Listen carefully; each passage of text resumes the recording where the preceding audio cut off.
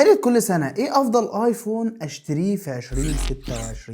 لو انا البادجت بتاعتي من 10000 ل 20000 جنيه فافضل ايفون هيكون الايفون 12 العادي. الايفون 12 العادي بيقدم امكانيات قويه جدا، وهو اول ايفون بيقدم شاشه اوليد في الاجهزه العاديه. انا بقى لو معايا من 20000 جنيه ل 30000 جنيه فهروح واجيب الايفون 13 العادي، لان الايفون 13 العادي هو جهاز قيمه قويه جدا مقابل السعر، وبيقدم كل الحاجات الحلوه اللي في الايفون 12 ولكن بفيرجن اعلى. يعني الايفون 12 كان جامد وكل حاجه، ولكن بطاريته ما كانتش افضل حاجه. الايفون 13 العادي بطاريته جباره. ولكن صدقني لو معايا بادجت بقى من 30000 جنيه ل 40000 جنيه فالاختيار بتاعي هيكون الايفون 13 برو ماكس، لان هو ده افضل ايفون تقدر تشتريه في رينج الفئه السعريه دي. 120 هرتز بثلاث كاميرات، كاميرا البورتريه جباره، البطاريه بتقعد معاك اليوم كله، يعني الجهاز مش هيفصل معاك في نص اليوم خالص. بس انا ممكن ازنق نفسي شويه واستنى لما يبقى معايا بادجت من 40000 ل 50000 جنيه عشان اروح اشتري الايفون 15 برو ماكس. بيقدم لك كاميرات جباره، بطاريه تقعد معاك طول اليوم،